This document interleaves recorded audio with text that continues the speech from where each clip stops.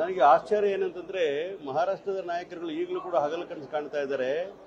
ಬೆಳಗಾವಿ ಜಿಲ್ಲೆಯನ್ನ, ಬೆಳಗಾವಿ ನಗರವನ್ನ ಕೇಂದ್ರಾಡಳಿತ ಪ್ರದೇಶ ಮಾಡಬೇಕು ಅಂತ ಹೇಳ್ತಾ ಇರತಕ್ಕಂಥದ್ದು ಸರಿಯಾದ ಮಾತಲ್ಲ. ನಾವು ಕನ್ನಡಿಗರಾಗಿರ್ತಕ್ಕಂಥವ್ರು, ಇಲ್ಲಿರ್ತಕ್ಕಂಥ ಮರಾಠಿಗರು, ಕನ್ನಡಿಗರು ಅಣ್ಣ ತಮ್ಮಂದಿರಾಗಿ ಬದುಕ್ತಾ ಇರೋ ಜಾಗದಲ್ಲಿ ಉಳಿ ಹಿಂಡೋ ಕೆಲಸವನ್ನ ಮಹಾರಾಷ್ಟ್ರದ ನಾಯಕರುಗಳು ಮಾಡಬಾರದು.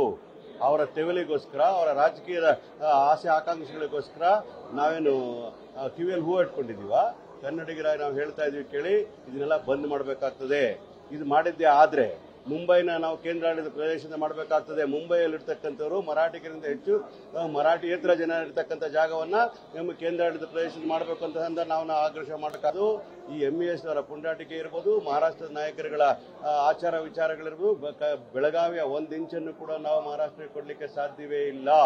ಸಂವಿಧಾನಬದ್ಧವಾಗಿ ನಡೀತಾ ಇರುತ್ತೆ ಸರ್ಕಾರಗಳ ವಿಚಾರದಲ್ಲಿ ಮತ್ತು ರಾಜಕೀಯ ಪ್ರೇರಿತವಾಗಿರ್ತ ಹೇಳಿಕೆಗಳು ಕೊಡ್ತಕ್ಕಂಥದ್ದನ್ನ ಮಹಾರಾಷ್ಟ್ರದ ನಾಯಕರು ಕೂಡಲೇ ಬಂದ್ ಮಾಡಬೇಕಾಗ್ತದೆ.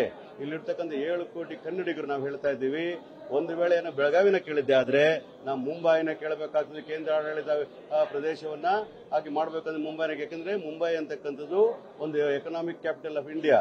ಎಲ್ಲ ಭಾಷೆಯ ಜನ, ಎಲ್ಲ ಧರ್ಮದ ಜನ, ದೇಶದ ಎಲ್ಲ ಜನನ ಬಂದು ಅಲ್ಲಿ ಉದ್ಯೋಗ ಮಾಡ್ತಿರೋ ಸಂದರ್ಭದಲ್ಲಿ, ಆರ್ಥಿಕ ವ್ಯವಸ್ಥೆಯಲ್ಲಿ ಕೂಡಿರೋ ಸಂದರ್ಭದಲ್ಲಿ ಅವರು ಬೆಳಗಾವಿನ ಕೇಳಿದ್ದೆ ಆದ್ರೆ ಮುಂಬೈನ ನಾವು ಒತ್ತಾಯ ಮಾಡಿ ಕೇಳಬೇಕು ಕೇಂದ್ರ ಸರ್ಕಾರನ. ಹಾಗಾಗಿ ನಾವು ಹೇಳ್ತಾ ಇರ್ತಕ್ಕಂಥದ್ದು, ಯಾವುದೇ ಪಕ್ಷದವರಾಗ್ಲಿ ಮುಂಬೈಯಲ್ಲಿರ್ತಕ್ಕಂಥವ್ರು ಅವ್ರು ನಮ್ಮವರು ನಿಮ್ಮವರ ಪ್ರಶ್ನೆ ಇಲ್ಲ. ಕರ್ನಾಟಕದ ತಂಟೆಗೆ ಬರದೇ ಇರತಕ್ಕಂಥದ್ದು ಇದು ಕೊನೆ ಆಗಬೇಕು ಅಂತಕ್ಕಂಥ ಮನವಿಯನ್ನು ಮಾಡ್ತಾ ಇದ್ದೇನೆ. ನ್ಯೂಸ್ ಫಸ್ಟ್, ನಿರ್ಭೀತಿಯಿಂದ ನಿಮ್ಮ ಪರವಾಗಿ.